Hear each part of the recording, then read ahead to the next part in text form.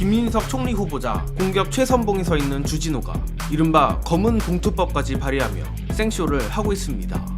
그런데 골 때리게도 김민석을 잡기 위한 이 법이 본인은 물론 오히려 국힘의원 37명을 겨냥하는 것으로 드러났습니다.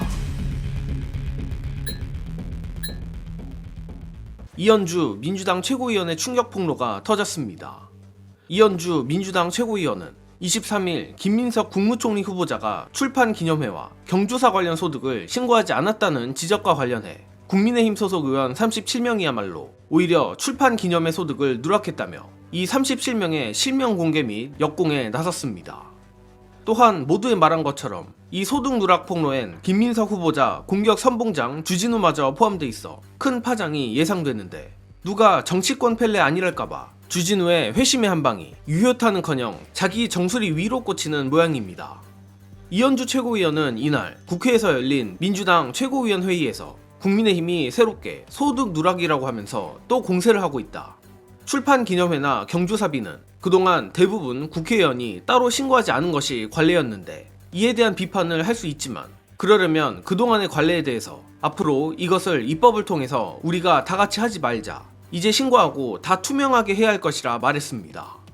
이어서 이현주 의원은 꼭 짚고 넘어가고 싶은 것은 민주당보다도 국민의힘에서 훨씬 더 이 문제에 대해서 제대로 신고하지 않고 누락해왔다는 것을 짚고 넘어가고자 한다며 주 의원을 비롯해 권성동, 권영세, 송원석, 곽상도 의원 등 국민의힘 의원 10명이 지난 5년간 경조사 소득을 누락했다고 폭로했습니다.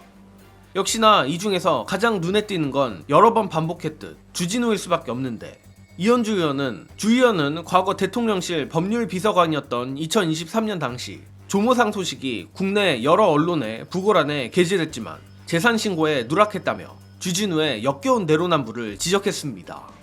추가로 이현주 의원은 국무총리 인사청문특위위원장인 이종배 의원을 비롯해 권영세, 윤상현, 박수영, 조배숙 등 국민의힘 의원 37명이 출판 기념회 소득을 누락한 것까지 지적했는데 즉 주진우가 오늘 발의한다고 말한 검은 봉투법은 김민석 후보자를 겨냥한 게 아닌 국민의힘의 자기 반성격 입법으로 보일 정도입니다. 자, 솔직히 지금까지는 거짓 농담으로 주진우를 향해 정치 펠레라 불렀던 것인데 이쯤 되면 주진우 본인도 펠레라는 별명을 즐기는 게 아닌가 싶을 정도입니다.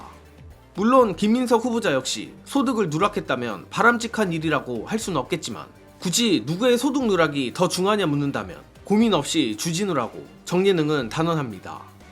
예컨대 김민석 의원의 출판 기념회나 경조사는 대부분 국회의원이나 공직에 있던 시기가 아닌 자연인, 속된 말로 백수 상태에서 열린 행사들입니다. 그러나 주진우의 경우 이현주 의원도 말했지만 대통령실 법률비서관 시절의 재산신고를 누락했다는 건데 같은 소득 누락이라 하더라도 이를 등치시키는 건 말이 안 되며 주진우가 다른 사람도 아니라 그야말로 실세인 23년도 윤석열 정권의 대통령실 법률비서관이란 것도 가벼운 일이 아닙니다. 덧붙여 혹시나 검찰이 이번 일로 김민석 총리 후보자를 기소라도 한다면 민주당은 모든 수단을 동원해 주진우를 포함한 국힘의원 37명 전원까지 날린다는 각오를 해야 합니다. 특히 이번 검찰발 검란은 국민의힘과 검찰의 합동 공작으로 강하게 의심되는데 이번 검란에서 저들을 제대로 밟지 않으면 이재명 정권 5년 동안 계속 검찰과 국힘, 언론에 끌려다닐 수밖에 없습니다. 당연히 유능한 이재명 정부나 민주당이라면 그런 상황에까지 가진 않겠지만 늘 최악의 상황은 가정해야 하는 만큼 개싸움도 대비는 해야 합니다. 그리고 주진우가 자기 머리 위로 떨어질 미사일을 난사하는 것은 애초에 이유가 있습니다. 다들 아시다시피 최혜병 특검의 피의자가 될 가능성이 높기 때문인데 관련해 중요한 영상 보시고 이어가겠습니다.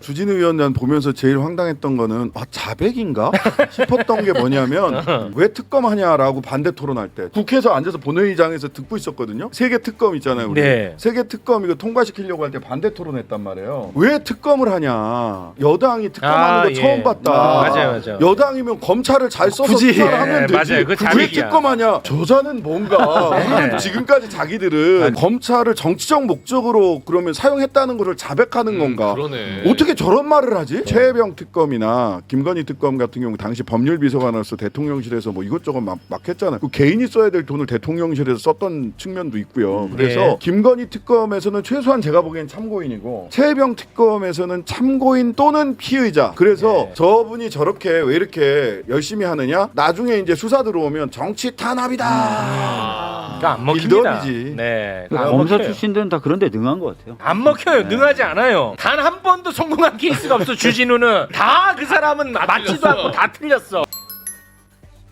일전 영상에서도 말했지만 정예능은 이번 검란을 조이대 사법 쿠데타에 준하는 사건이라 봅니다. 그리고 이번 검란은 대놓고 행정부사나 법무부 외청 검찰이 행정부의 수장 대통령에게 반란을 일으킨 것이나 마찬가지입니다. 두 사건 모두 국민의 주권을 심각하게 침해하는 일이지만 굳이 따지자면 사법 쿠데타는 외환, 검란은 내란이라 비유할 수 있다고 생각합니다. 심지어 저 검찰은 그 내란을 통해 정권까지 잡은 경험이 있는 최악의 조직인 만큼 그 끔찍한 일을 또 반복하게 둬서는 안 됩니다. 따라서 이재명 정권 또 민주당은 고고한 척일랑 하지 말고 어설프게 김민석 잘못 건드리면 국힘의원 37명도 같이 공멸할 수 있다고 강력히 경고해야 하며 우리 민주시민들도 민주당이 이를 망설이지 않도록 더욱 강하게 지지를 보내주시길 부탁드립니다. 이번 소식은 여기서 마칩니다. 영상 봐주신 여러분 감사합니다.